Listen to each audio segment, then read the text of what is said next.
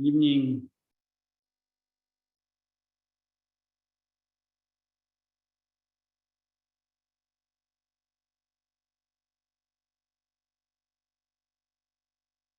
It's great to see everyone.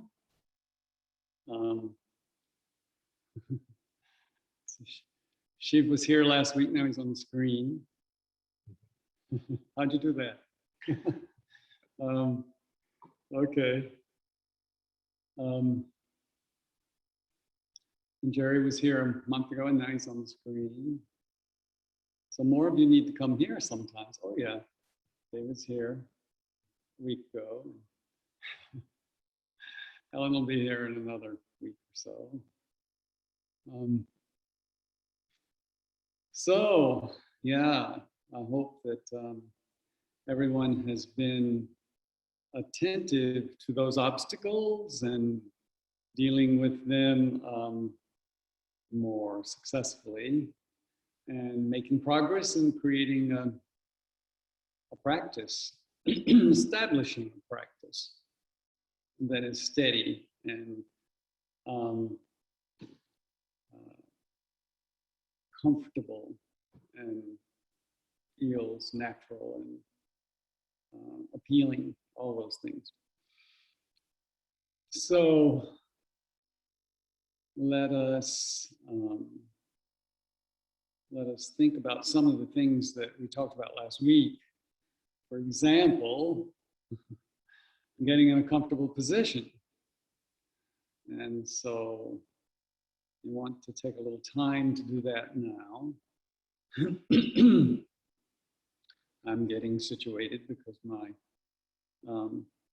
customary crescent cushion is up at the yom, and I'm improvising.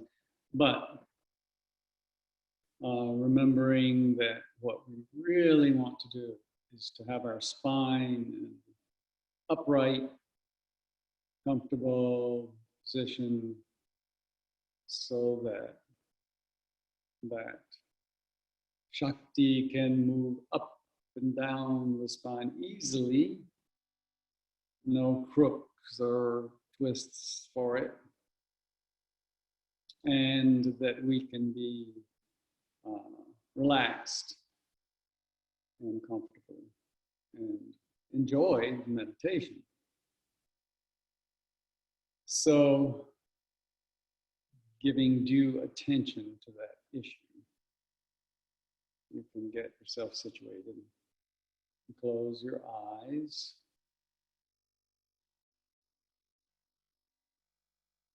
And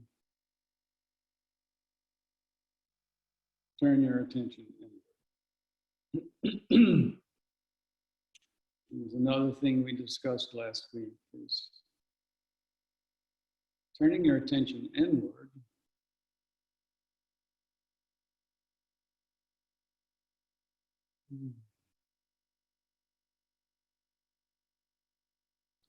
Hopefully eliminating noises and things in the environment that can distract you.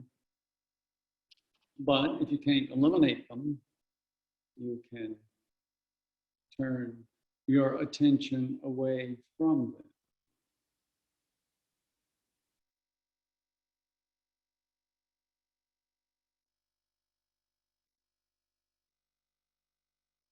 So a kind of bridging process is to,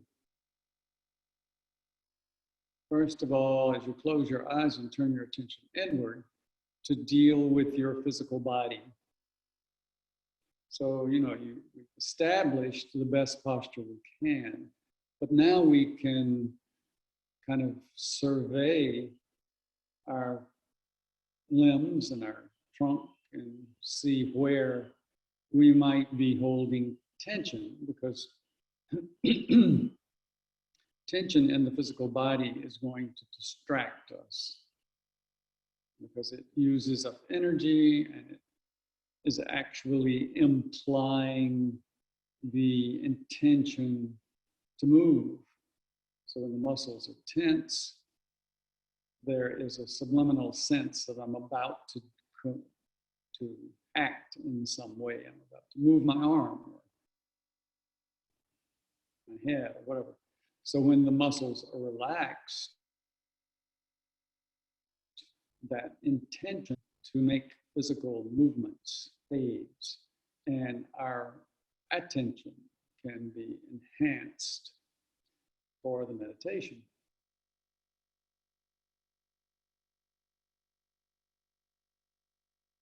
So just noticing if there is any tension in your forehead. If so, you can release that. Your scalp. And then the muscles around the eyes.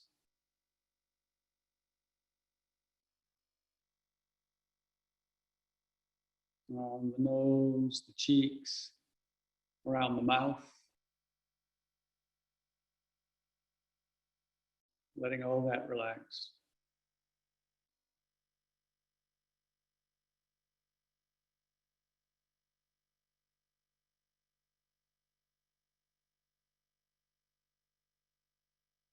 And then the tongue, actually, the jaw and your tongue. If your tongue is tense, you're more likely to have verbal busyness going on in your mind. Sounds and words and thoughts that are verbal. So let your tongue relax, including the root of the tongue, way down there. And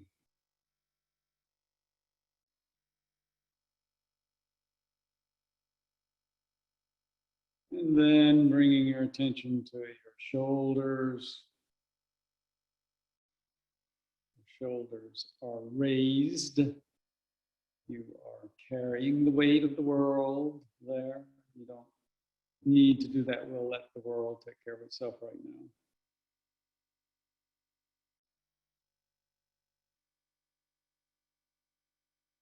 So letting your shoulders float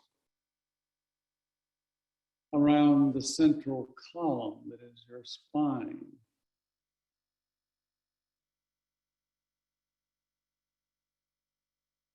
And focusing on the back of the top of the head. That's called the vertex of the skull. That should be pointing upward.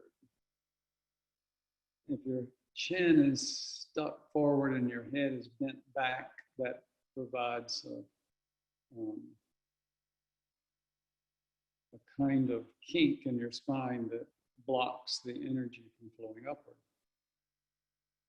So just imagine, though your eyes are closed, that you're looking straight in front of you toward the horizon, and that will sort of situate your head properly.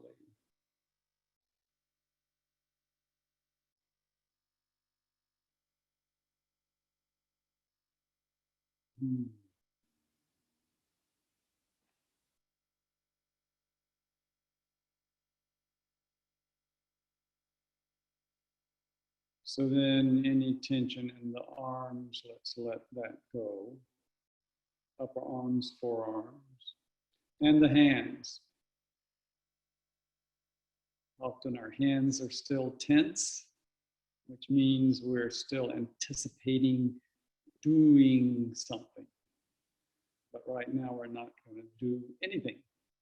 So let the hands release that tension, and that intention fades, and that energy is released from the hands and legs and shoulders and so forth, to float back to the central channel, moving up and down your spine.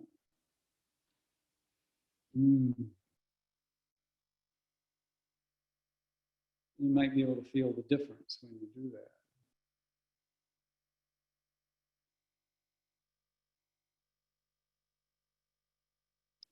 And if you have the back of your hands resting on your knees, that tends actually to open the chest a little more and move your shoulders back in a more comfortable place.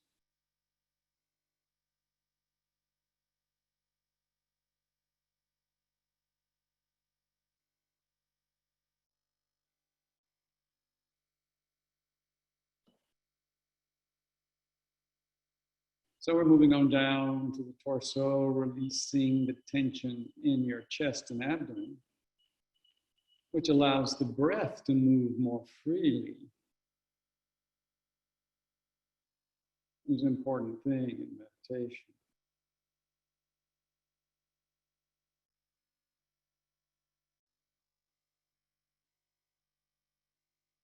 And on down to the hips. Buttocks, your glutei, the pelvic muscles. You can find them and release tension in them. That helps.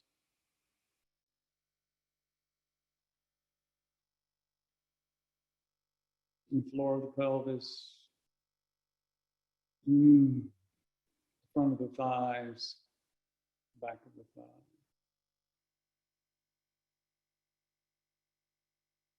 Knees, kneecaps, even. And the lower legs.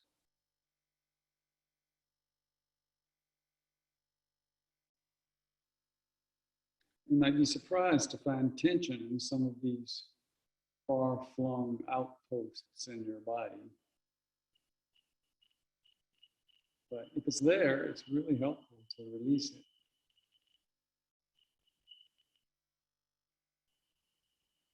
But we have to know it's there before we can release it. So this is part of the process of directing the attention inward, doing the survey of the body, which bridges the outer world and the inner world.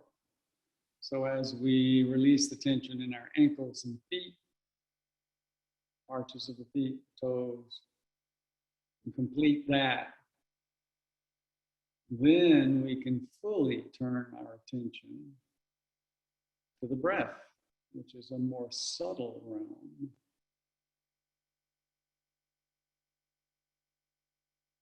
The breath and the flow of prana up and down the spine, through the body, subtle energy.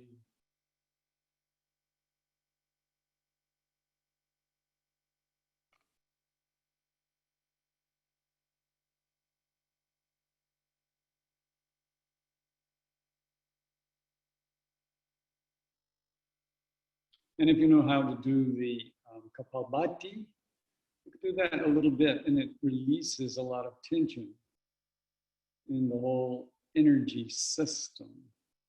And that's just a forceful exhalation and relaxed inhalation.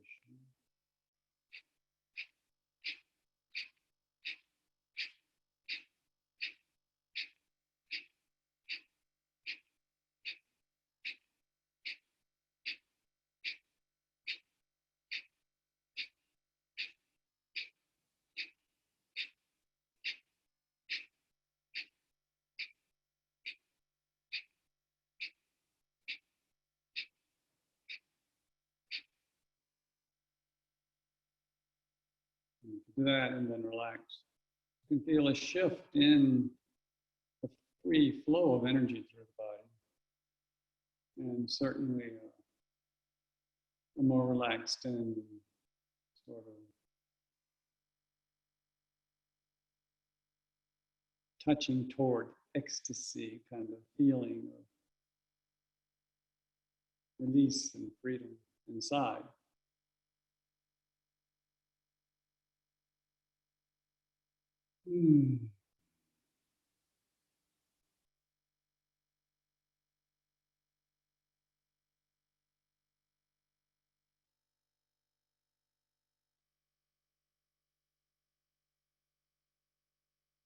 So releasing all of these obstacles, actually, we've been releasing obstacles, dispensing with obstacles. And now we come into contact with our thoughts. And now that becomes the object of concentration and attention. focusing on the train of thought. This requires us to step back and observe, what's my mind doing? What thoughts am I running?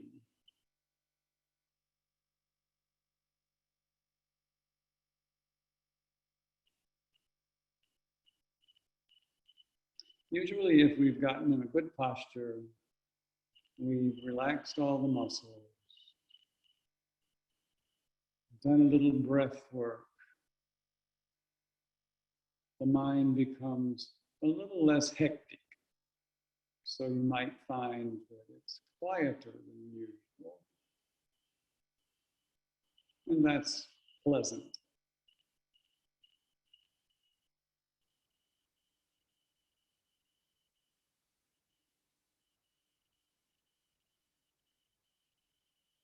And as we said last week, meditation is not all about feeling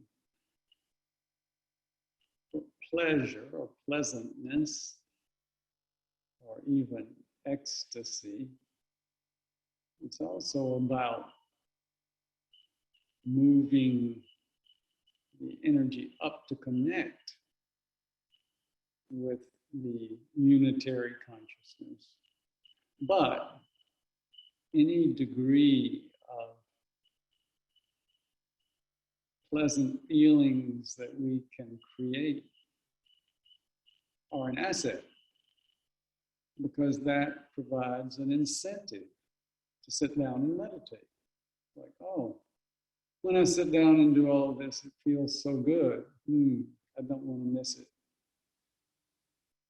And that is a huge factor in establishing the practice.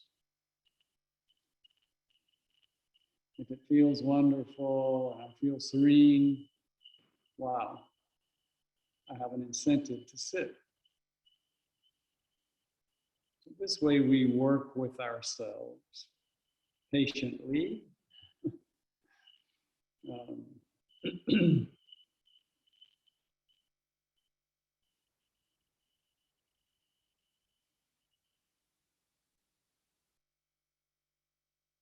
So watching the breath, observing the breath. I'm not doing anything deliberate to alter the breath. I'm just bringing my attention to the breath.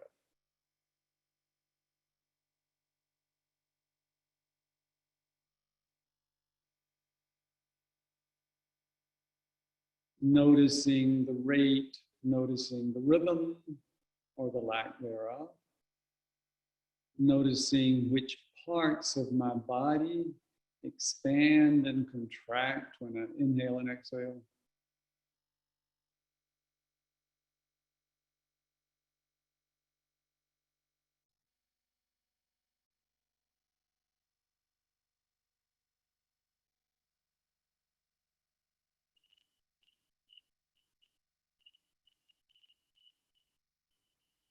Noticing any shifts in the sense of vitality or flow of energy up and down the spine, through the body, noticing where that happens, which direction it goes, what feels activated and vitalized and what doesn't. These are all aspects of observing the breath.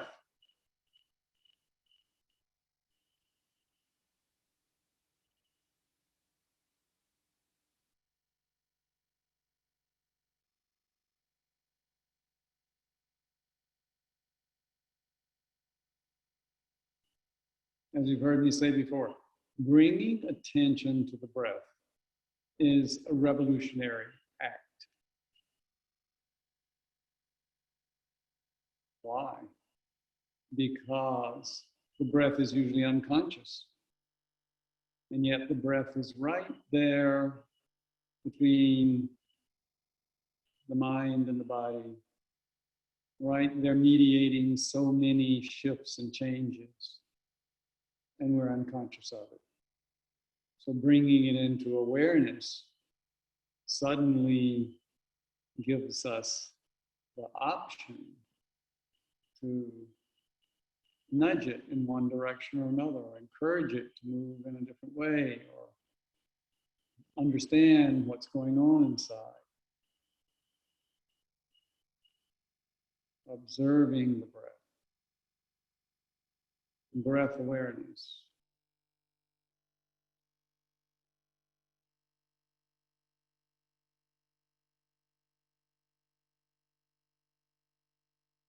It is said that the yogi never takes an unconscious breath. Wow.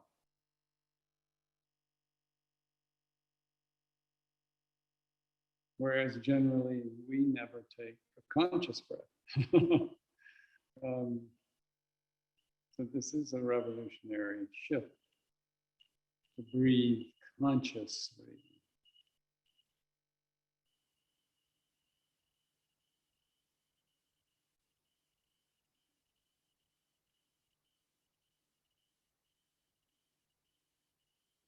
And with unconscious breathing, we kind of miss the pleasure of breath moving through us.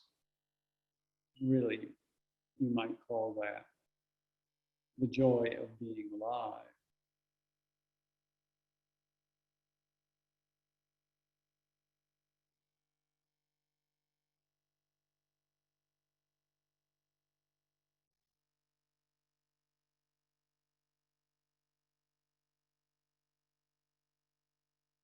And as we turn our attention from the breath to the thoughts, then that's when we find a great obstacle we talked about last week, the mind wandering.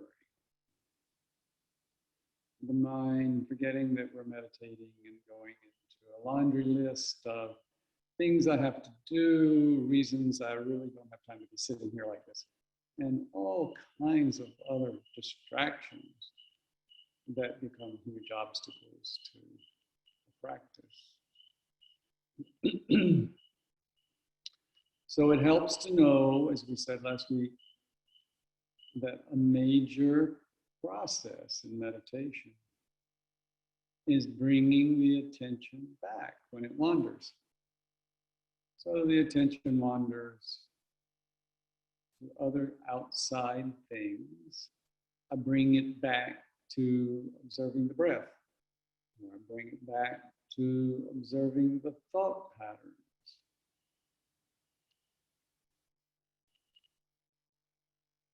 And this is a crucial practice. It wanders, I bring it back. It wanders, I bring it back. And then in a little while, it wanders again, and I bring it back again. And I am training my mind to be focused. With patience and persistence, it happens. The mind becomes more focused. So it's not a failure when your mind wanders. It's part of the process.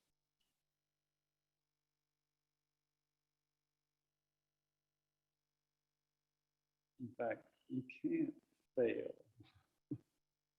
There's no failure involved here. I sit and bring awareness. And if I didn't achieve that, it's because I need to practice doing it more and begin to be able to focus my attention and derive more awareness. So that's not a failure. It's just taking another step in a process.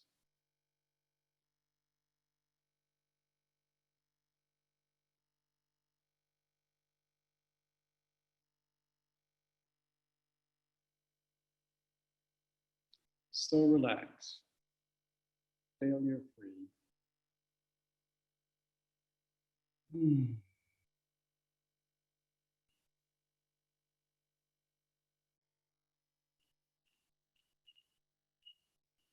see if you can notice what the thoughts are.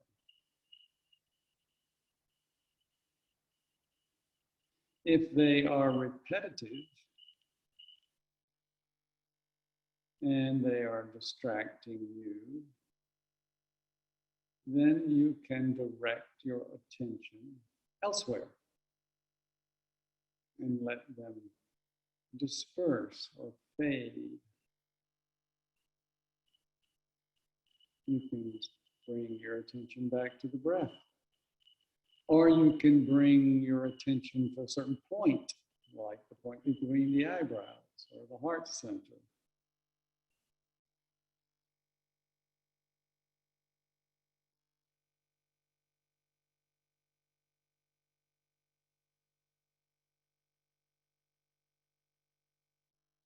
So let's say you decide to bring your attention to the heart center.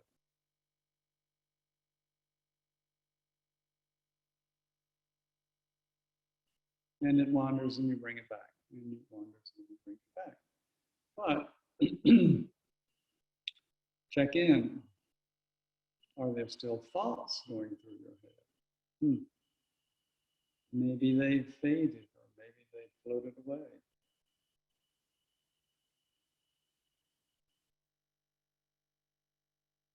All depending on how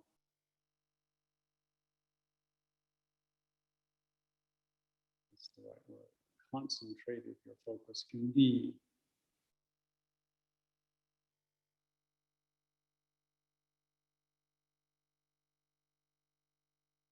If you're just beginning to do meditation, it might be a little more difficult. But with time, it becomes quite effective. I'm focused on the heart center and noticing what's happening there. What does that mean, what's happening? Again, it means what sensations. It can even mean what images come into my mind as my focus settles on the heart center.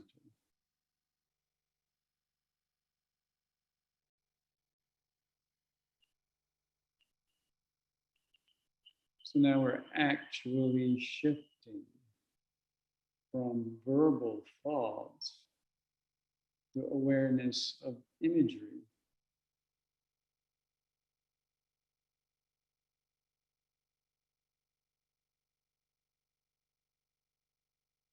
And for those of you who know this language, you're moving from the mental into the mythical structure of consciousness. Dreamlike state.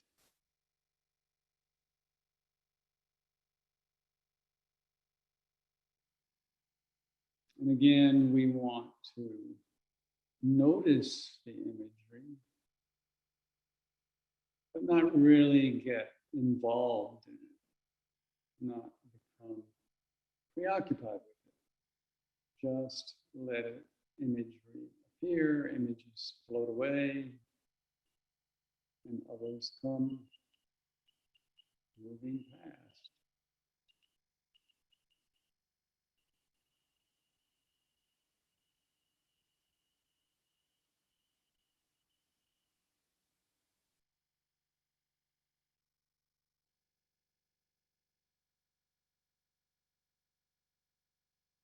And still we're focused on the heart center.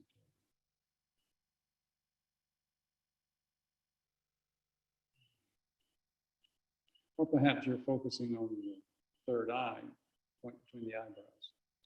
Wherever, you're bringing your attention back to that point. When it wanders, allowing whatever happens to happen, but observing it.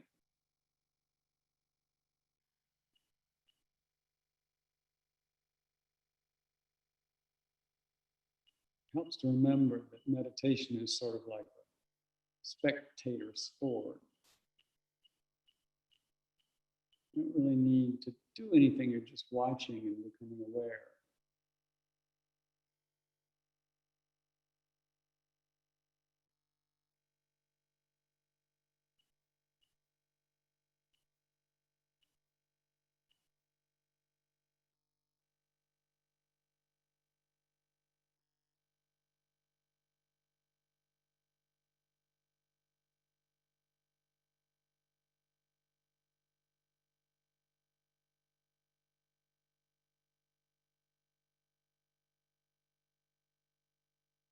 As your focus becomes more steady,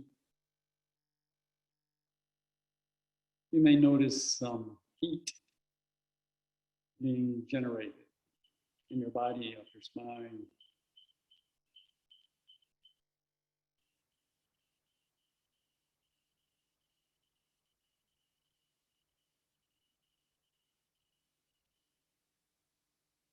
It's a good sign.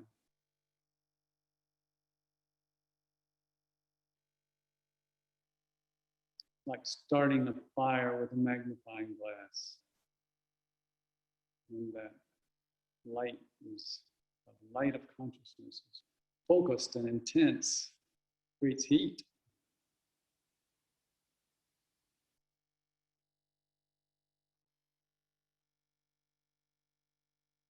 Tapas, it's called.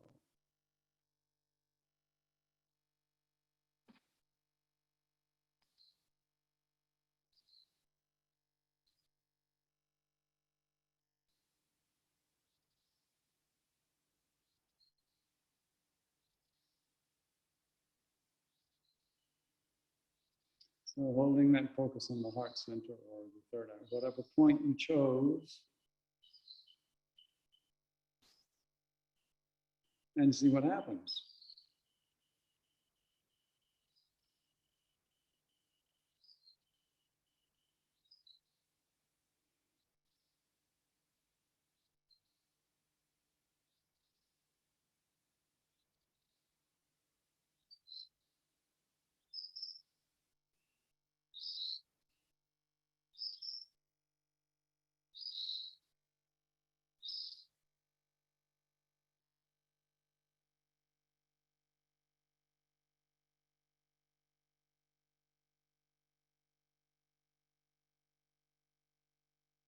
You might notice how the breath has changed, if any. Still noticing if any imagery comes up and letting it pass.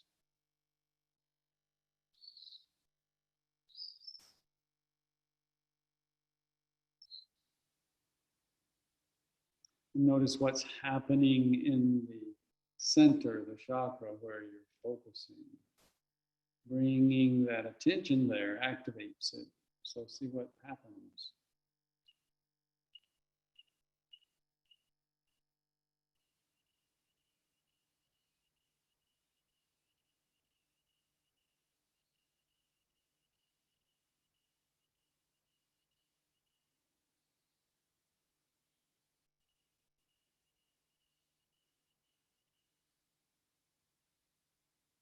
Any streamings or moving, flowing through your body, your spine.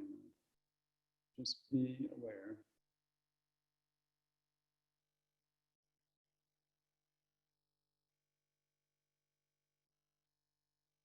Be aware of what's happening around you, but your focus is on this point you have chosen.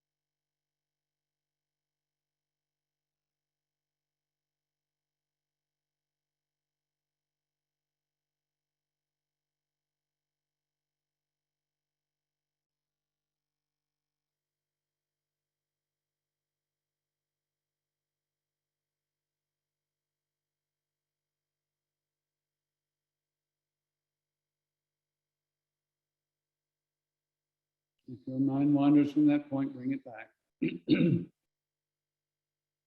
your mind is steady on that point, notice what's happening.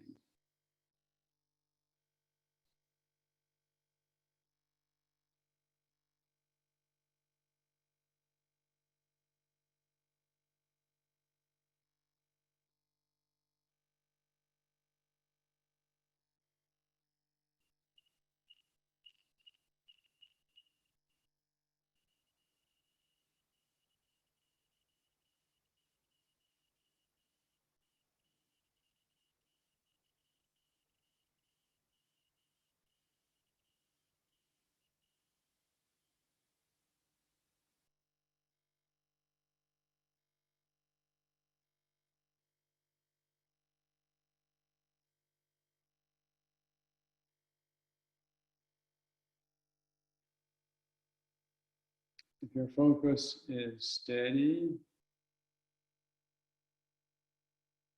you may notice sort of out the corner of your eye, so to speak, the inner eye, the inner awareness, that your spine has shifted and is more aligned and alive. You might notice that.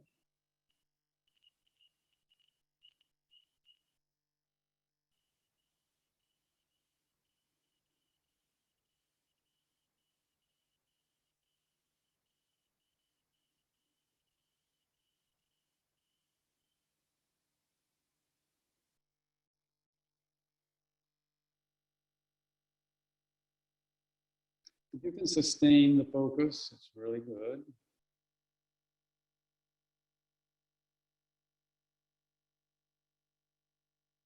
If you feel you can't do that anymore, you can shift to focusing on a sound, like so hum, so on inhalation, hum on exhalation. Or, as Shiv said, you can do it as a mantra without connecting it to the breath.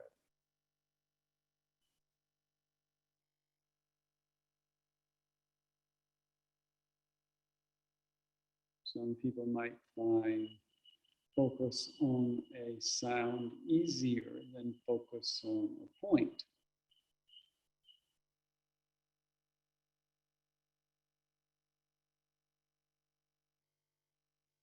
It's okay, you can practice either way, or even focus on the breath. We've often done focusing on the breath. Up the spine as you inhale and down the spine as you exhale. It's another way of practicing this focus and noticing the effects.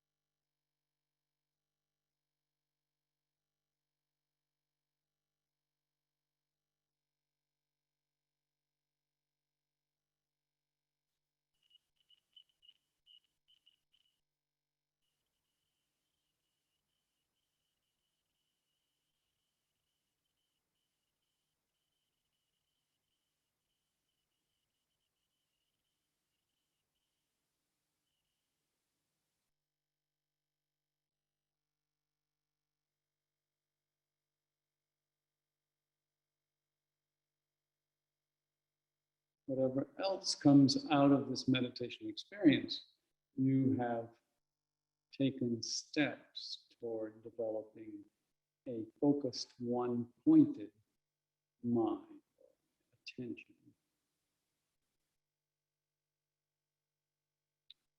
And whether in the inner world or the outer world, a one-pointed mind is a tool of unsurpassed value.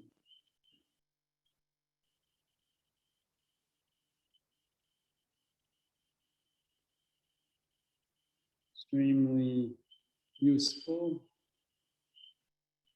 life-changing, rather rare in our world, our outer world.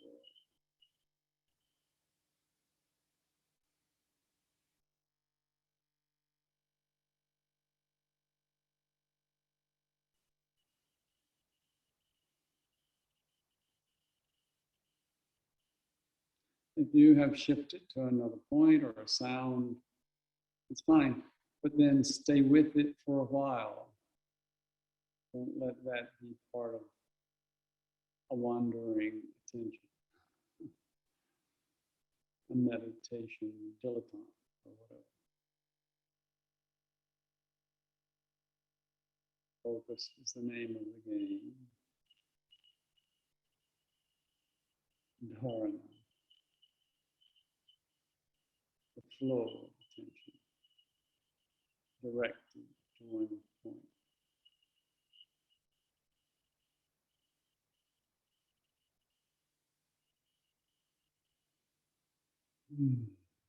Dharana leads to dhyana, and dhyana leads to samadhi.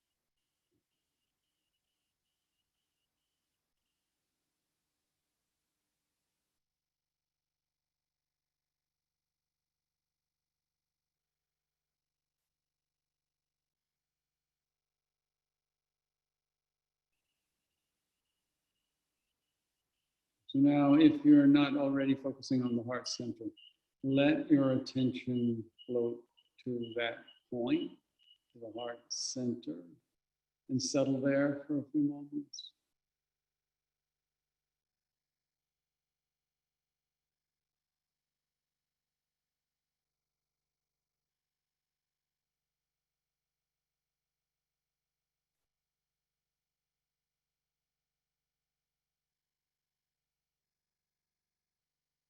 There's an exit door here from the meditation. Getting ready to come back into the outer world. Very auspicious to do it through the heart center so that you enter the world, from a heartfelt place.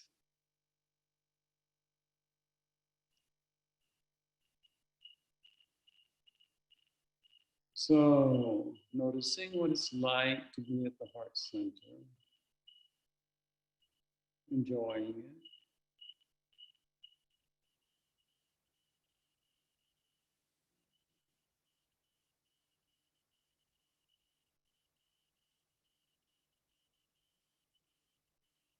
And then when you're ready, you can gradually expand that awareness of the heart center, expand it out into your right arm, out into your left arm.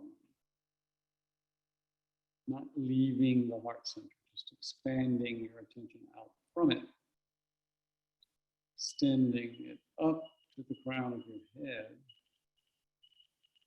and down to the tips of your toes, or down through the tailbone into the earth.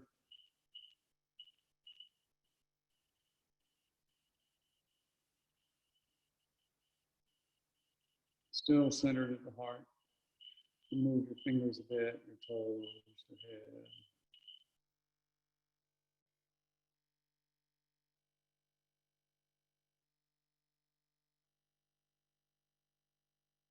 head. And when you're ready, you can raise your hands to cover your eyes if you wish. Palms covering your eyes. Let that restful darkness be there for a few moments. And then you can open your eyes into your palms, letting them float down to your lap, keeping your gaze fixed on your hands until you're ready to look around. Do that gradually. Don't be in a hurry.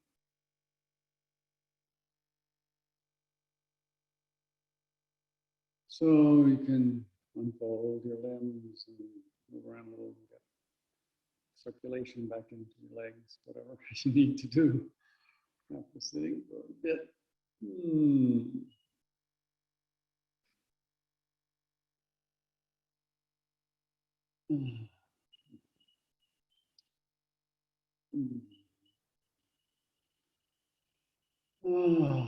Yes.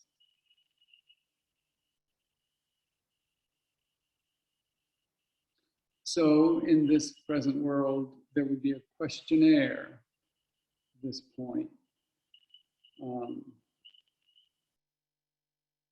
you have to check off was the meditation of 1 or 2 or 3 or 4. And then you have to check a little box. I would refer a friend to this, or I would not refer a friend to this. So if you check the box, I wouldn't recommend it for a friend, then you need to revise some of the things you're doing so that you can check that box. Yes, I would refer this to a friend to this because it's really enjoyable. So it's up to you to shape your meditation in a way that you really look forward to. And then you will have a practice because you look forward to it. You get up in the morning or before you go to bed at night, you think, oh, now is when I get to sit, instead of, oh, I should meditate. I should won't work. But the joy of meditation becomes an appealing thing and something you can anchor your life in. That joy and that peacefulness and that connection and that steadiness and centeredness feels really good. So, any questions, comments, sharings, please just unmute yourself, say your name, and speak up.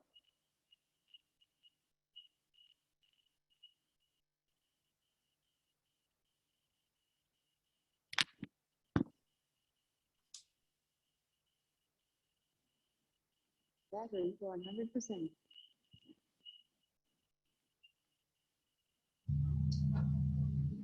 Hi, Swamiji, this is Shiv. Yes.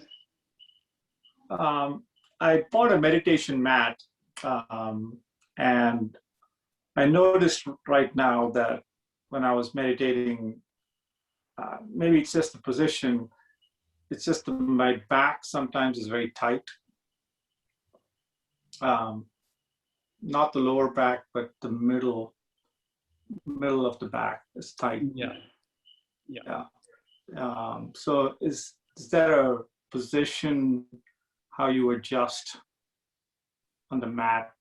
You go forward or backward to? Yeah, well, that's the thing we were saying last week about getting your knees below your butt so that you can have the curvature, the lumbar curve, lower back curving forward, or at least a little bit, because when there's any hunched over kind of thing like this, that puts a real strain on those muscles in the back because the weight of your head is pulling down and they're trying with very little leverage to keep it from falling down. And so they get fatigued and they start hurting.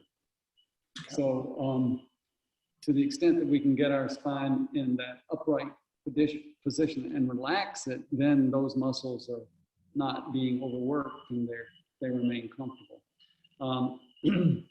And that's all part of the, that's the kind of result that comes from the network chiropractic that we talked about when we were here. That's one way to do it. I mean, there are other ways you can learn to straighten the spine, but that's probably one of the most effective.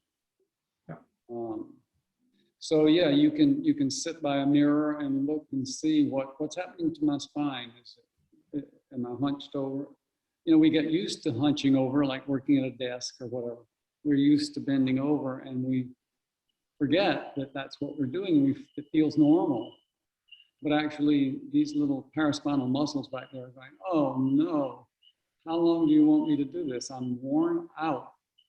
And so, if you can get your spine in a different position and relax, then all those little muscles go, I thought you would never give me any relief. This feels so good. So we have to be aware of the position of the spine and find ways to work with it. Or we'll have the back ache. And you know, if you don't do it as you get older, then your back definitely will give you problems. Because you know the old drawings of people is they're young and then they get older and they're stooping over, and that's customary. It's not necessary, it's just customary. And so we're all sort of programmed to think, well, I'm getting older, so it's time to hunt over. So we have to have some input that shifts that, so we don't fall into that cultural pattern. No, what was interesting was when I was at Dancing Shiva and I was sitting on that mat, I didn't feel that much pain. That was okay. So I feel that it's probably just figuring out the position of this new meditation mat I bought and trying to figure out, where's the optimal position, where the spine is straight. Yeah. Yeah, and so a straight spine is not really straight. A straight spine has a curvature forward in the lower back, the lumbar area, and curvature forward at the neck. So that's what we call a straight spine. It's not really straight. And so that is the way it's designed, so that the muscles, when the spine is in that position, all the muscles along the spine can relax. But if the weight of the head, see the head's 15 pounds, it's pretty heavy, and it's out here, and all those muscles are working against that, with no leverage, then we get back problems. And that's so common, what percentage of people have had back problems? I mean, when I talk with people, almost everybody I know has had back problems, but it's not necessary, but it requires attention. So it's like bringing awareness to our spine and what we're doing with it, just like bringing awareness to the breath. Can I be aware all day as part of my body awareness, what I'm doing with my spine? Or do I forget about it until I sit and it starts hurting? So this is all about, Hatha yoga really helps. As you know, it helps to do yoga because that brings more body awareness, and that kind of brings more flexibility into the spine and the hips. And, having been most of your life in the West sitting in chairs, that has a negative effect on being able to sit on the floor in a good position. And those people who sit on the floor most of their life, they find it very comfortable to bring the spine into that position. But we lose that flexibility, and we can regain it to some extent. So it's an ongoing challenge how to sit comfortably, but it's a great joy to be able to sit comfortably. So if we take the time to, do the exercises and be flexible and learn to bring the energy up, that is what activates the spine. So it assumes that's why if you sit long enough with full focus, the spine starts straightening. It wants to do that. Thank you. Yes, thank you for that. George, you had a question? I just had noticed that, and it's been going on throughout the week, is somehow the small distractions have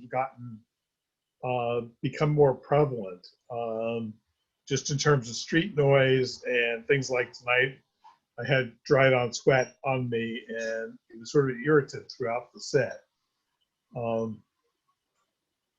Not sure what to do about that, just noticing somehow that I was much more attuned to my surroundings since last week.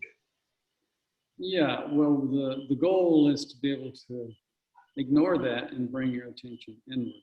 Yeah. However, if you can't manage that, then use earplugs.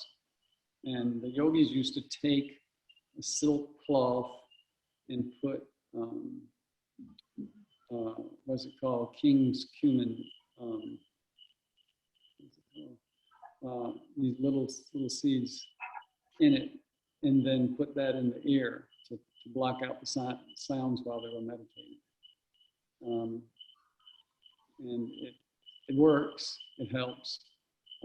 until we develop a stronger capability of focusing, and then we can do it in a busy street. But but that's more difficult. So yeah, I would use earplugs. Why not?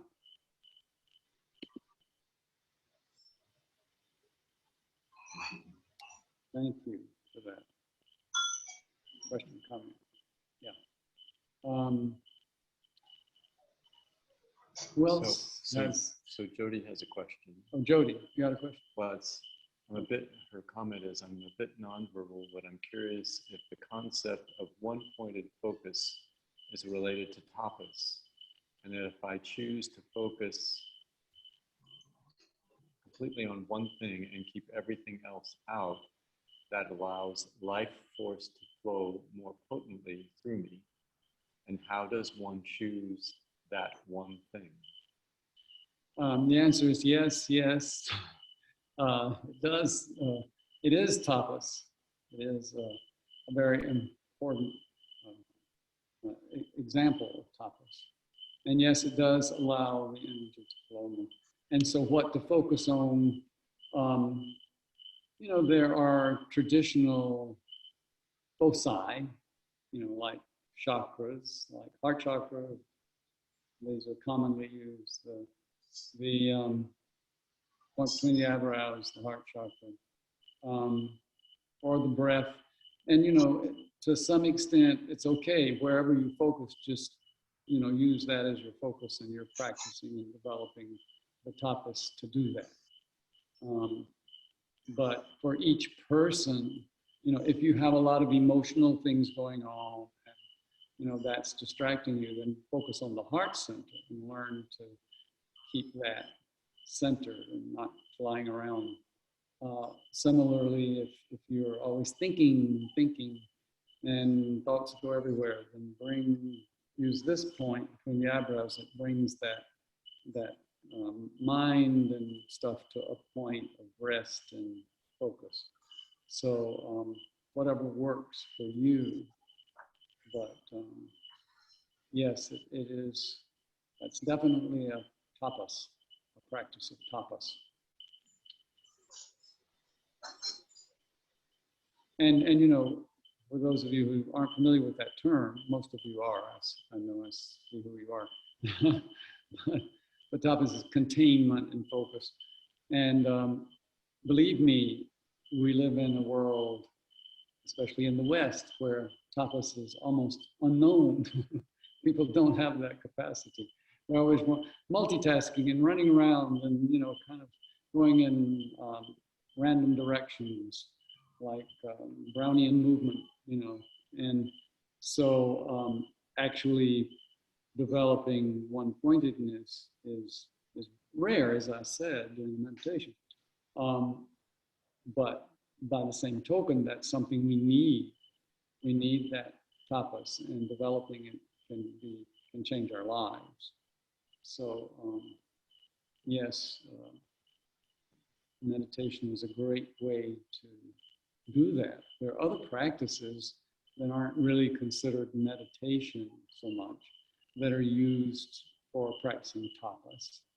You know, like people who stare at a certain point, or look at the sun, or whatever. Or hold, you know, in India you see people, well, I don't know whether they do it anymore, but I remember when I was there a few years ago, hold a hand up for 10 years without moving it. Well, that requires a lot of tapas. And I don't recommend that type of practice, because basically the muscles atrophy and the arm becomes, you know, not so useful after that. Or it has to be rehabilitated. I guess you have to have, you know, some kind of therapy, which they don't get. But anyway, that's, I think that meditation is the perfect place to develop tapas. And just having a regular meditation time is also a practice of tapas. So there's great opportunity here for this practice and benefits of this.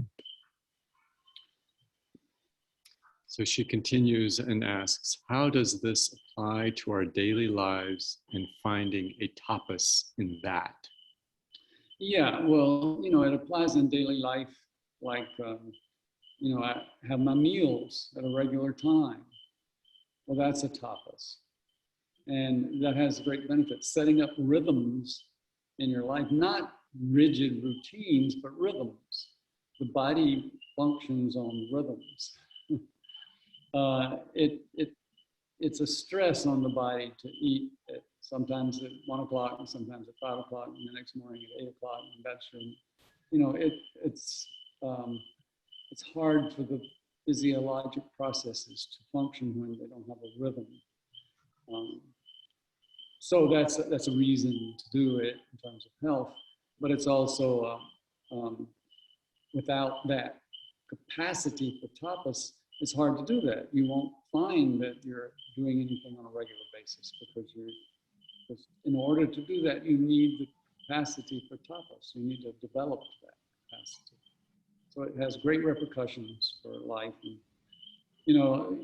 we all know that if we have a routine and we get up and we have a time to do this and a time to that, it probably gets done better and more regularly than if we have to remember, oh yeah, I was supposed to do that today, well, I'll do that later. And then it gets chaotic.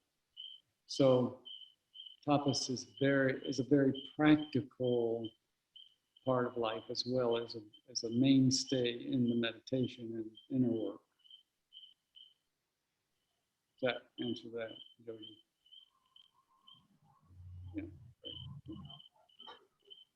Who else has questions, comments, sharing?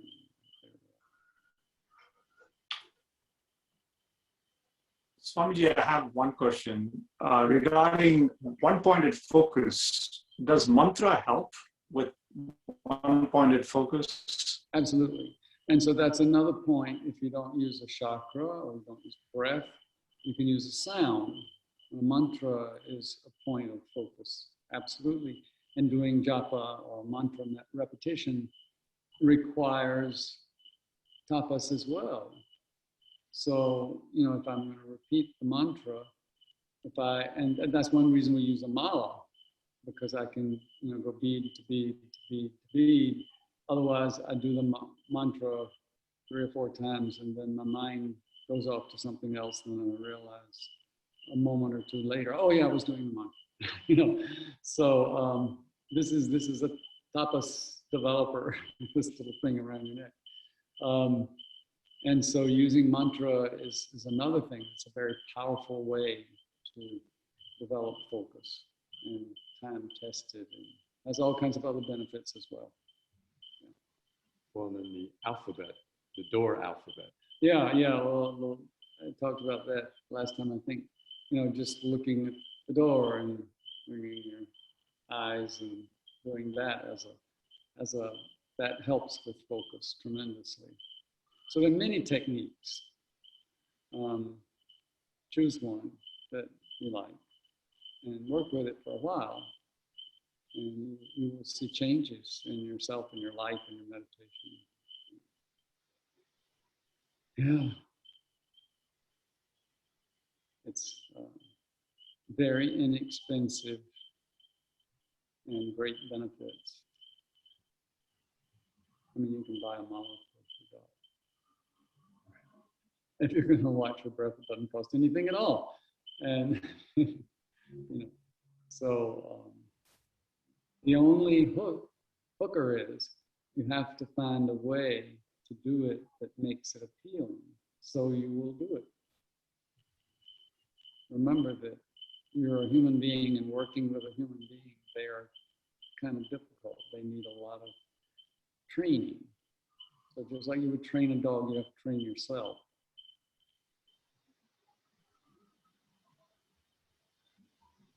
I'm sorry, I didn't come up with all this, but this is how it works. Okay, so thank you all for being here. Wonderful to meditate with you. And I'm going to turn you over to Gerald. Thank you. Wonderful to see you participate and meditate with you tonight. So Next week, we will be back to our satsang. So we'll send out an invitation with a topic, so you can think about that and bring your comments to the satsang. And if you'd like, you can unmute and say good night. Thank you. Thank you. Good night. night. Good night, everyone. Everybody. Good night. Have a good week. Hello. Carry this energy in your week. Yep. Good night, thanks.